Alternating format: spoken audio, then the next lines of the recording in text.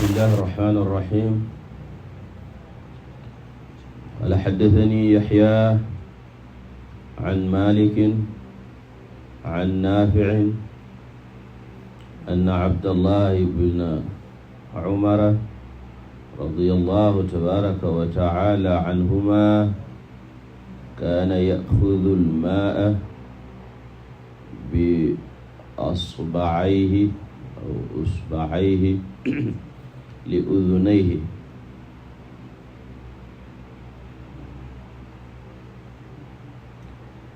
Yahya related to me from Malik, from Nafi' that Sayyidina Abdullah bin Sayyidina Umar radiyallahu ta'ala anhuma used 2 fingers to take water to his ears.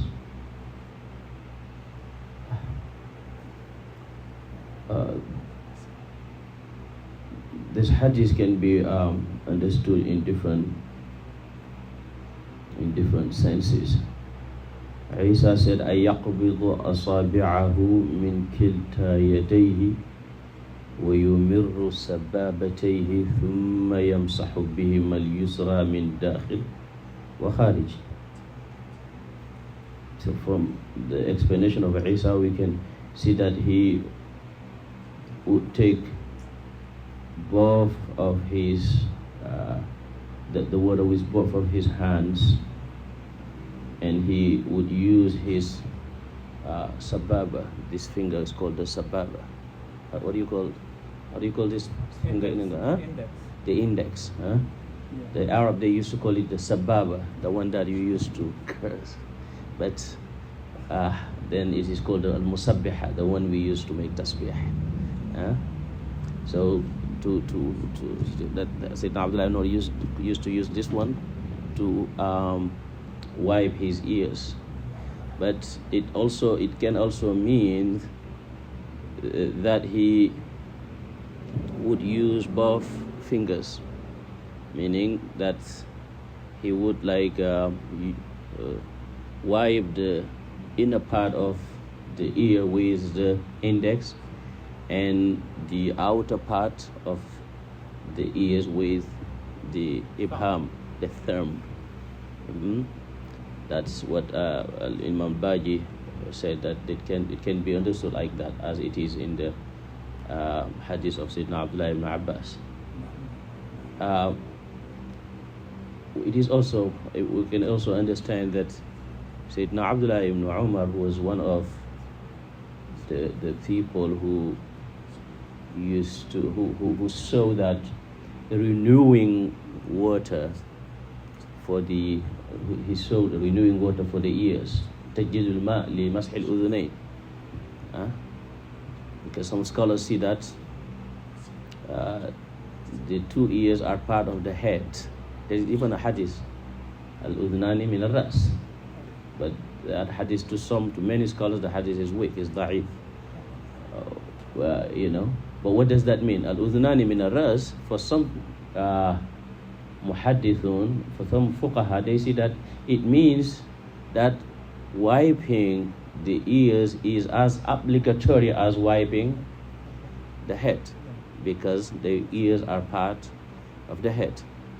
Some see that if the ears are part of the head, it means that by wiping the head, one has to just continue with the same water to wipe the ears. You don't need to renew the water. But the Jumhur, they see that renewing water is recommended.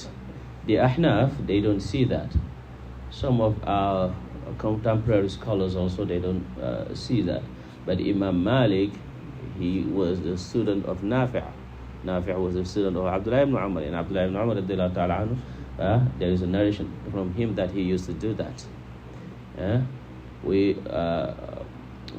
talked about Abdullah ibn Umar, but in this hadith we want to maybe emphasize a little bit about Sayyidina Nafi'. Nafi' was one of the greatest scholars of Medina, from among the muhaddithun of Medina, Abu Abdullah Nafi' al-Madani. He was the Mawla the freed slave of Sayyidina Abdullah ibn Umar, and he was the best of the students of Abdullah ibn Umar radiallahu anhu, along with the son of Abdullah ibn Umar, Salim ibn Abdullah ibn Umar radiallahu ta'ala anhu. He was one of the great scholars of Medina, and Malik narrated many ahadith from him. Actually, Malik is one of the closest students of Nafi' to Nafi', even though Nafi' was not an easygoing guy. You know, you wouldn't just come to him and ask. Malik would come by his house, and if he sees him going to the masjid, he would, walk alongside with him. If he sees that he is like, then he would use that time to ask. That's how he used to deal with Sayyidina Nafi' ibn Abdullah, Sayyidina Nafi' Mawla Sayyidina Abdullah ibn Umar radiallahu ta'ala anhu. And he narrated many ahadith of Sayyidina Abdullah ibn Umar and other sahabas of the Holy Prophet sallallahu alaihi wasallam. He was a great faqih, not only muhaddis, but he was also faqih. It is even said that لا يعرف له خطأ في جميع ما رواه. That's quite important. لا يعرف له خطأ. No one has ever noticed a mistake in his narration. لا يعرف له خطأ في جميع ما رواه. And his hadith is found in many books of hadith, such as the authentic book of hadith. He passed away the year 117 after the hijrah of the Holy Prophet sallallahu alaihi wasallam, during the time of Sayyidina Umar ibn Abdul Aziz. Sayyidina Umar ibn Abdul Aziz sent him to Medina to teach people the sunnah of the Holy Prophet sallallahu alaihi wasallam. And it is said that he used to sit down after Fajr prayer until sunrise to teach. That's how he used to teach. And Umar ibn Abdul Aziz also appointed him to take care of the sadaqat of Yemen. And when he was about to pass, people noticed that he was crying. They asked him why. He said, ذكرت سعد بن معاذ وضغطة القبر. I remember the story of Sayyidina Sa'd ibn Mu'adh, that great Sahabi of the Holy Prophet sallallahu alaihi wasallam. When Sa'd ibn Mu'adh passed away, the Holy Prophet sallallahu alaihi wasallam said, even the Arsh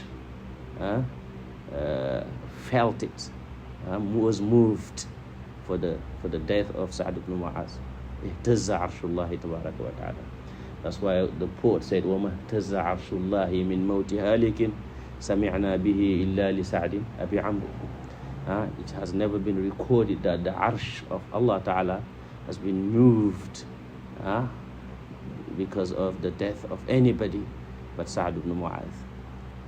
But the Holy Prophet sallallahu alaihi wasallam, when he was there burying Sayyidina Sa'd ibn Mu'adh, he said, if there was anyone to be saved from the squeeze of qabr, it would be Sa'd.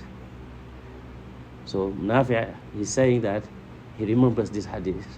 That means there's no way that he can be exempted from squeezing of the qabr. That's why he said, he was crying. They asked him why, weeping. He said, I remember the hadith. I remember Sa'd ibn Mu'adh and the daughter of qabr, the squeeze of qabr. So he passed away in Medina the year 117 after the hijrah of the Holy Prophet sallallahu alaihi wasallam. May Allah tabaraka wa ta'ala be pleased with him and with all of us. هذا وصلى الله على سيدنا محمد وعلى آله وصحبه وسلم آمين. بارك الله فيكم.